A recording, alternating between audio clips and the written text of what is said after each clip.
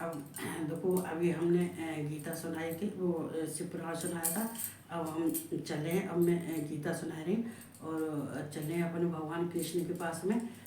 देखो, चूँकि जो हमें कृष्ण ज्ञान देते हैं, कभी कभी मैं ऐसा नहीं हूँ कि मैं जहाँ पढ़ती होती हूँ तभी मैं सबको सुनाती हूँ, सबको बताती हूँ। नहीं, मैं अपना काम करते हुए भी, जब मैं काम करती होती हूँ तब भी मैं बहुत मेरा ध्यान पहुँच जाता है, मेरा दिमाग पहुँच जाता है काम करते करते।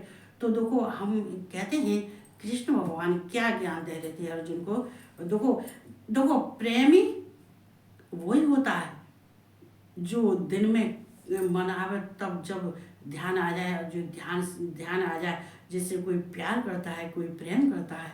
जब हम कृष्ण से प्यार करते हैं, जब प्रेम करते हैं, तो वो हमें एक बार नहीं, दिन में 1000 बार याद आते हैं।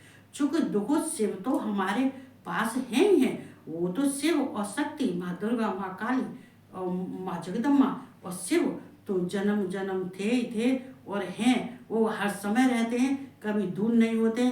लेकिन कृष्ण ऐसे होते हैं, कभी कहीं होते हैं, कभी कहीं होते हैं। लेकिन जब कृष्ण से प्यार होता है तो हमें कई बार याद आ जाते हैं, कई बार याद होते हैं कहाँ हैं, कैसे हैं, क्या कर रहे हैं, क्या। तो देखो, उनकी क्या वो अर्जुन से कहते हैं, क्या वो अर्जुन को ज्ञान देते हैं, तो वो ज्ञान की बातें हमारे दिमाग में आ जाती हैं, दौड़ जाती हैं, तो हम याद करते हैं। और लेकिन हालांकि मेरे पास टाइम नहीं है, बिल्कुल भी टाइम मेरे पास नहीं है जिससे कि मैं गीता को पढ़ सकूं या उनके श्लोकों को मैं मौखादी कंठस्थ कर सकूं, चूँकि मेरे पास टाइम नहीं है। लेकिन हालांकि हाँ, भगवान कृष्ण के पास रही तो ये भी मेरी तमन्ना पूरी हो जाए, कि जो मैंने चाहा और जो अच्छा है, भगवान क्या देते हैं, जो अच्छा है, जो हमारे लिए आवश्यक है, जो हमें मिलना चाहिए, जो होना चाहिए, वो हमारे चाहे शिव हो चाहे कृष्ण है, वो देते हैं। और जब हमारे लिए वो चीज़ उपयुक्त नहीं है तो भगवान ना ही शिव देते, ना ही कृष्ण देते। कहते हैं ये तेरे मतलब का नहीं है, तू दिन भर मांग चाहे रात भर मांग, वो ही देते हैं जो हमारे लिए जरूरी है। तो कृष्ण को हम याद करते हैं, ऐसी बात नहीं, बहुत याद करते हैं। और उनको दिन में भी याद करते हैं, रात में भी याद करते हैं। जब वो याद आ जाते हैं तभी हम ये इनकी याद करते रहते हैं।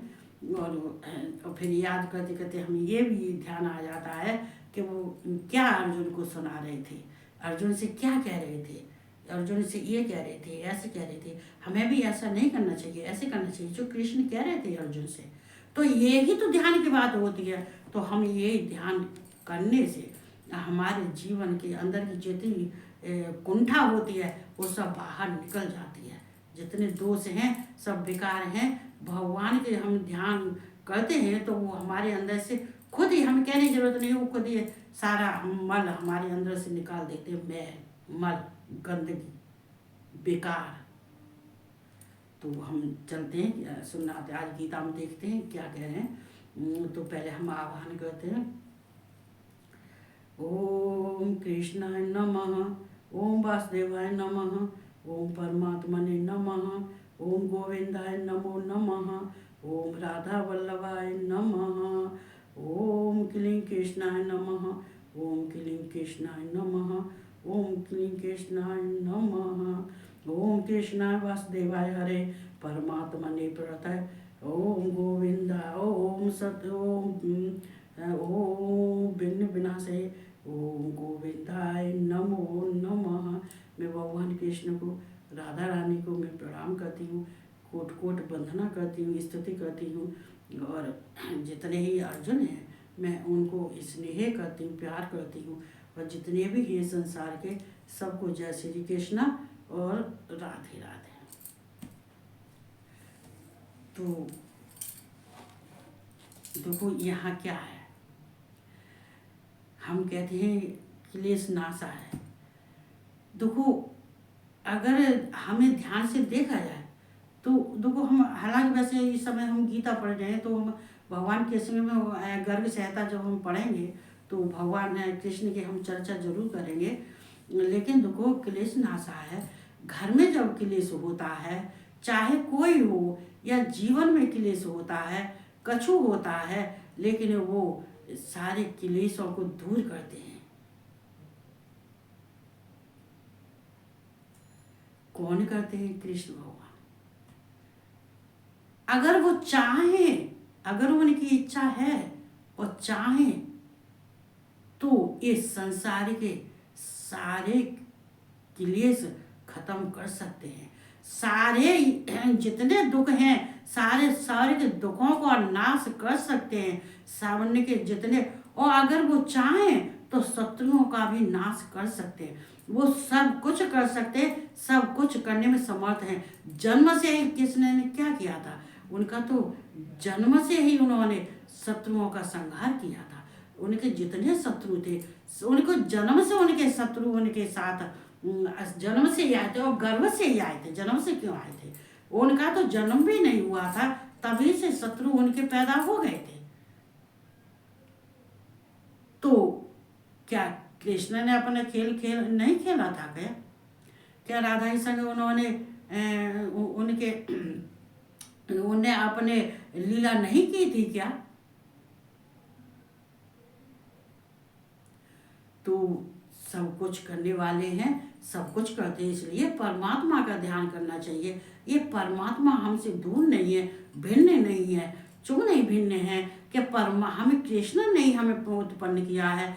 कृष्ण के अंश से ही हम उत्पन्न हुए हैं। जब कृष्ण के अंश से ही उत्पन्न हुए हैं, तो हमसे कृष्ण भिन्न कहाँ है?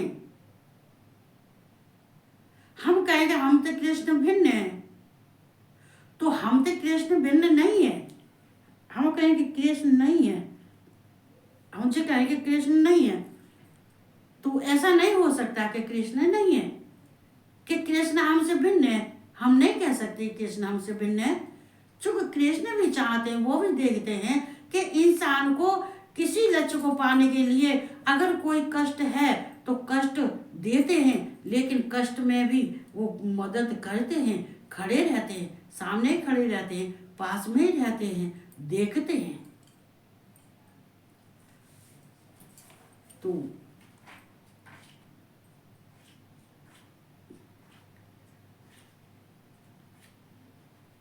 तो हमें चलना चाहिए। 16वें अध्याय पे थे। 16वें अध्याय के 24 श्लोक हैं। तो हम थे यहाँ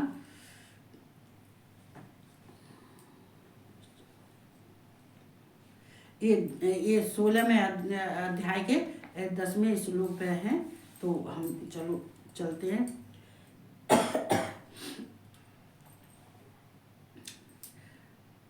काम सत्य दुष्पूरम दम्मान दानवता।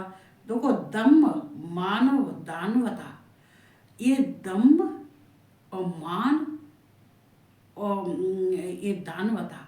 देखो यहाँ पे ये दम्भ, तो ये जो कृष्ण भगवान अब अर्जुन को समझा रहे हैं, तो ये समझा रहे हैं कि हम पहले आपको बताएं कि ये अर्जुन जो असुरों के लक्षण होते हैं, जो असुर होते हैं वो कैसे होते हैं, हम तुम्हें वो बता रहे हैं। तो कृष्ण भगवान अर्जुन को वो बता रहे हैं कि असुर के स्वभाव बता रहे हैं कि असुर ऐसे होते हैं, वे जन्म से होते हैं, वो उस बारे में बता रहे हैं। मोहाद गृहीत्वा सद्ग्रहण प्रवर्तन्ते शुच व्रताः।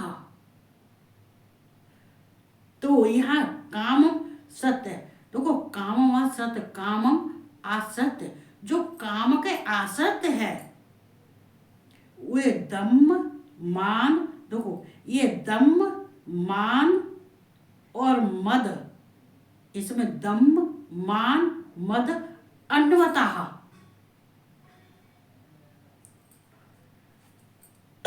बहुत अच्छी बात बता रहे। वे दम्भ मान और मद से युक्त मनुष्य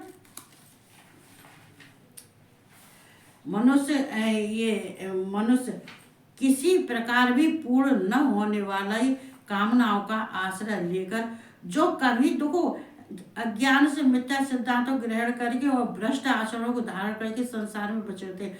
देखो जो आसुरी क्या होते हैं कि वो ऐसी अभिलाषा करते हैं, ऐसी चीजों की इच्छा करते हैं, ऐसी चीज पाने की इच्छा करते हैं कि जो उनकी इच्छा पूर्ण हो ही नहीं सकती है। लेकिन जो वो समझते ही नहीं है, वो अज्ञानी है।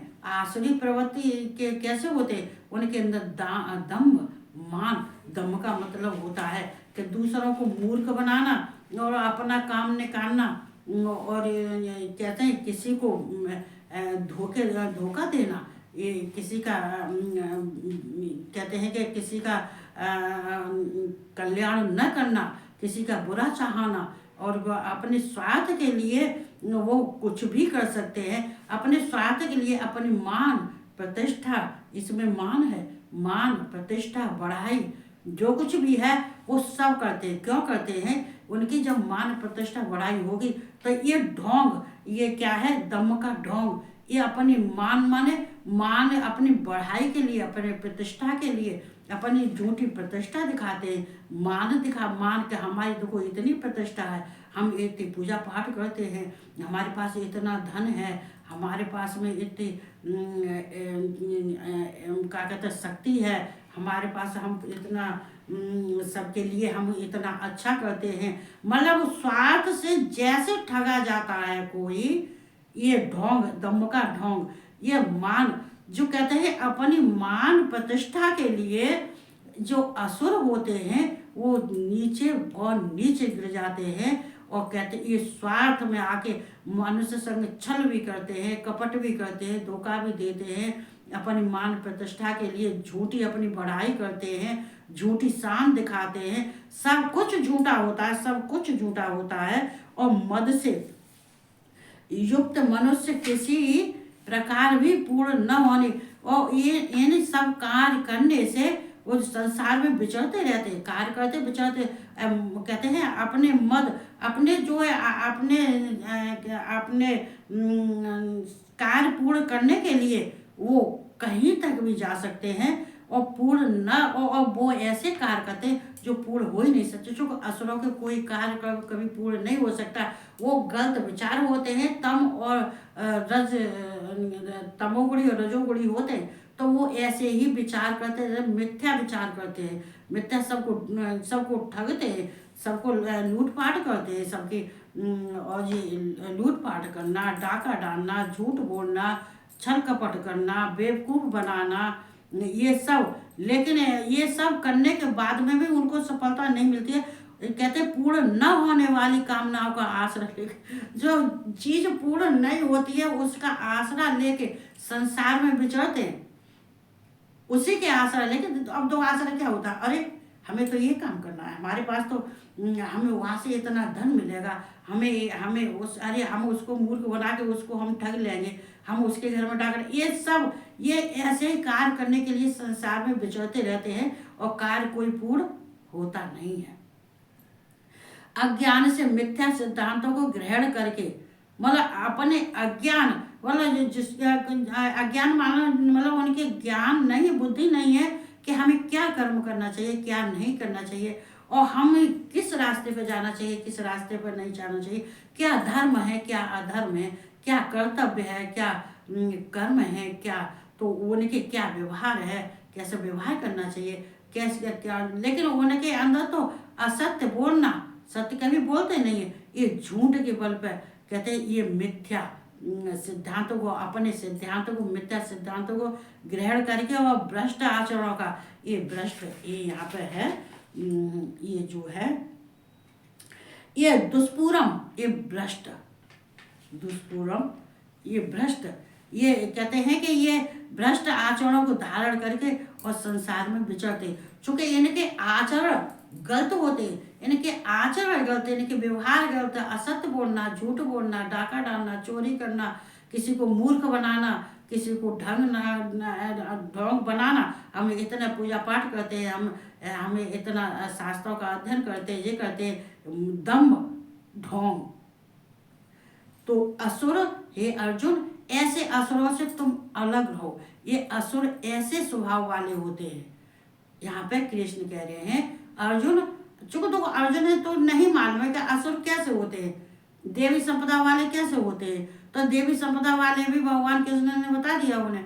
तो जो असुर हैं, असुर जी ज्यादा दूर तक नहीं चलेंगे, थोड़ी दूर तक और चलेंगे। जो चूंकि असुरों के कहाँ तक होते हैं, ये सारा उनका मिथ्या होता है। असुरों की सारी चीज मिथ्या होती है, कोई कार्य पूर्ण होने वाली कोई नहीं है। चूंकि अपने को भगवान समझते हैं, अपने के कहते हैं अपना संसार, अपना आनंद, अपना मन जीवन, यही इसी कार्य में वो घूमते फिरते रहते हैं। तो यहाँ समझाते हैं, कहते हैं भ्रष्ट आचरणों को धारण करके और संसार में विचरते हैं, झूठी और मिथ्या सब। चिंता में परियो मयाम च प्रलयंतम मापसतः। देखो ये प्रलय अंत अमुपाश्रतः। देखो यहाँ कहते हैं कि देखो ये जन्म से लेके मृत्यु पर्यंत तक ये क्या करते, मृत्यु पर्यंत तक ये ऐसा ही कार्य करते, चूंकि इनके अंदर काम भाव क्रोध, इनके अंदर क्रोध, इनके अंदर काम भावना, इनके अंदर आसक्ति, इनके अंदर दूसरों को मूर्ख बनाना, ये सब होता है। कामोपभोग परमाम एता विदित निष्ठता तथा वे मृत्यु पर्यंत रहने वाली असंख्य चिंताओं का आश्रय लेने वाले। असंख्य चिंताओं का क्या होता है? असंख्य चिंता तो यही होती है, हमें ये कार्य करना है, ये कार्य करना है, हमें यहाँ से पैसे लाना है, हमें ये करना है, हमें उससे ये काम करवाना है। और कहते हैं शास्त्र बेहतर, ये शास्त्रों का ज्ञान नहीं है, बिना शास्त्र के ही हम पूजा पाठ करवाना है। हम पूजा पाठ करते हैं, हमें जो है किसी के साथ हमें रहने के लिए हमें अब मकान भी बनवाना है, हमें मकान भी लेना है, हमें गाड़ी भी लेनी है, हमें ये क्या, ये सब असंख्य चिंता होती है। हमें गृहस्थी बसानी है, हमें ये तो कहते नहीं उनके अंदर, कहते हैं कि हमें उसका मर्डर भी करना, उसके घर चोरी भी करनी, उसके घर डाकू, इतना तो कहते हैं ये ही उनके अंदर कहते असंख्य चिंता होती है उनकी, असंख्य। चूंकि देखो देवी संपद वाला होता है, उसके अंदर कोई चिंता नहीं, कोई टेंशन नहीं, कोई बेकार नहीं, कोई दोष नहीं, और ना ही वो देवी संपद वाला अपना बैलेंस बना के चलता है। फालतू बातों को, उसको दुख हो चाहे सुख हो समान, गर्मी हो सर्दी हो समान, उसको चाहे धन दौलत हो या ना हो फिर समान, चाहे उनको खाना मिले चाहे ना मिले फिर भी समान बैलेंस बना के, चाहे अच्छा मिले चाहे बुरा मिले उसमें भी समान, वो अपने बैलेंस बना के चलता है, समानता बना के चलता है। ये असुर तो जीरी चिंता है, ये तो इतनी असंख्य चिंताओं का वो करते हैं, असंख्य बातों को सोचते हैं, चूंकि उनका कार्य क्या होता है। ये दो तमोगुणी रजोगुणी वाले होते क्या होते, इनके अंदर सबकी आसक्ति होती है, सब आसक्ति होती है, इनको निंद्रा होती है, इनको आलस्य होता है, इनको प्रमाद होता है, और इनको काम भावनाएं होती हैं, इनके क्रोध होता है, इनके मोह होता है। तो ये सारे जो किसके हैं, ये असुरों के लक्षण है, ये सारे असुरों के लक्षण है।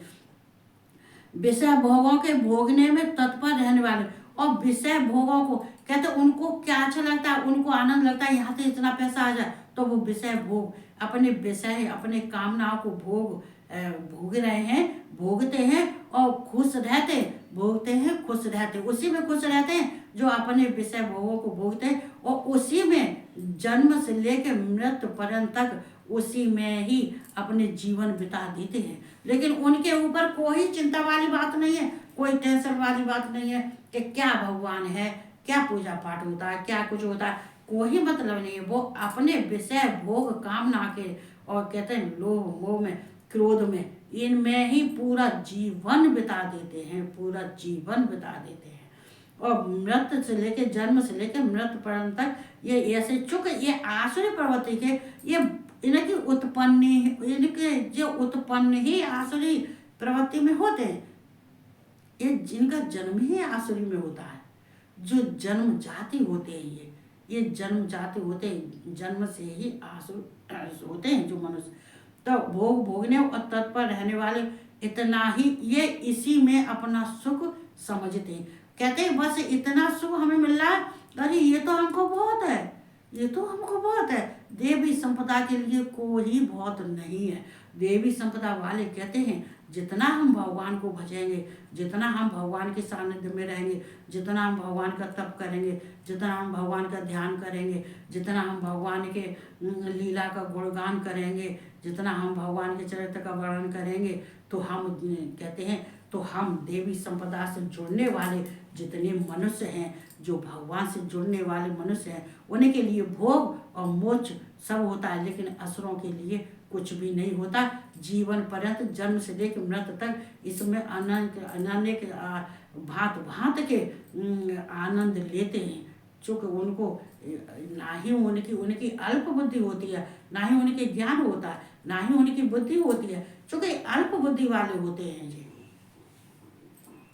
इस प्रकार मानने वाले होते हैं। इतना ही सुख है उन्हें, इसी को वो सुख समझते हैं। ये भगवान को पाने का सुख नहीं समझते हैं, न भगवान की कथा सुनने में उनका आनंद आता है। वो अपने विषय भोग में और अपने आनंद में, ये ही उनके लिए सुख है। इस प्रकार मानने वाले होते हैं। तो ये हमारे कृष्ण भगवान अर्जुन को समझाते हैं। और ये मैं फिर कल बताऊंगी, जो है तो हम देखो करना चाहिए। देखो कृष्ण भगवान क्या कहते हैं, देखो हर एक देखो कृष्ण भगवान शिव चाहिए विष्णु सही, कोई ये नहीं चाहता है कि जिसने सृष्टि की रचना की है, जिसने सृष्टि में मनुष्य को उत्पन्न किया है, जीव और आत्मा, कहते हैं आत्मा के रूप में सबके जीवों में बसे हुए हैं, सब मनुष्य के अंदर रह रहे हैं, तो वो क्या किसी का बुरा चाहेंगे? हम अगर किसी से प्यार करते हैं तो क्या हम किसी का बुरा चाहेंगे? क्या हम बुरा चाहते? नहीं। हाँ, अगर हमें वो बुरा कुछ लगता है, अगर गलत मार्ग पर जा रहा है, गलत कार्य कर रहा है, तो हम टोक सकते हैं, और हम उसको मना कर सकते हैं। यही भगवान का कार्य होता है कि अगर गलत मार्ग पर जाने वाले को उसको जो है थोड़ी सी टक्कर मारते हैं, जिससे कि वो अपने में आ जाए और अपने को समझे और हमारे गुणगान में अपना जीवन व्यतीत करे और हमारे स्वरूप को देखे और हमारा चिंतन मनन करे, जिससे कि इसके इस जन्म और अगला जन्म और पिछले जन्म सारे जन्म इसके सफल हो जाए। तो यही भगवान की इच्छा होती है। तो इसी को सब अगर समझते हैं तो बहुत मोस्ट वेलकम, और सबको बहुत बहुत धन्यवाद। तो मैं ये कहते हुए सब आराम से रहो, खुश रहो। तो वो कृष्ण सबके हैं, हमारे नहीं है, सबके कृष्ण हैं। और जो प्यार करता है तो उसके वे नजदीक हैं, जो प्यार नहीं करता है तो वो उससे दूर है, लेकिन कृपा उनकी सब पर रहती है, सब पर रहती है। तो ये कहते हुए चलो कोई बात नहीं है, और आराम से रहो, मस्त रहो, आराम से सोओ, खाओ पियो, और सबको जय श्री कृष्ण और राधे राधे, और सबको गुड नाइट।